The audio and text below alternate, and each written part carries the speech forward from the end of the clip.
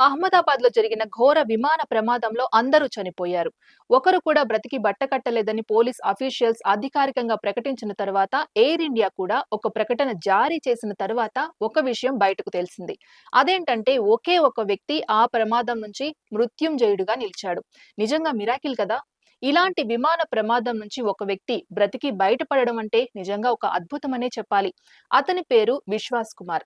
40 ఏళ్ల వయసున్న ఇతను 11A సీట్లో కూర్చున్నాడు. ప్రమాదం జరిగిన వెంటనే అక్కడి నుంచి నడుచుకుంటూ రోడ్డుపైకి వచ్చేశాడు. ఆ టైంలో ఒకే ఒక్క షాక్ లో ఉన్నాడతను. అయితే అతనితో మాట్లాడించడానికి మీడియా ప్రయత్నించినప్పుడు అతను ఏం చెప్పాడంటే, విమానంలో ఎంతమంది చనిపోయారో తెలియదు. क्या भैया बता पैसेंजर अंदर से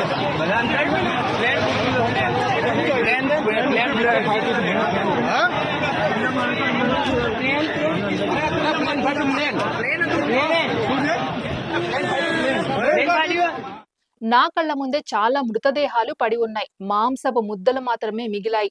ఆ నెంబర్ ఎంతో నేను చెప్పలేను అనుకుంటూ అతను నడుచుకుంటూ వెళ్లిపోయాడు. ప్రస్తుతం అతను ఆసుపత్రిలో చికిత్స పొందుతూ ఉన్నాడు. ఒక వ్యక్తి ఇలాంటి ప్రమాదం నుంచి బయటపడతాడు అంటే ఊహించలేదు. ఎందుకంటే అంత పెద్ద విమానం అంత పెద్ద విస్ఫోటనంతో బ్లాస్ట్ అయితే ఆ విమానంలో ప్రయాణిస్తున్న ఒక వ్యక్తి బయటకు రావడం అనేది నిజంగా అద్భుతమే కదా.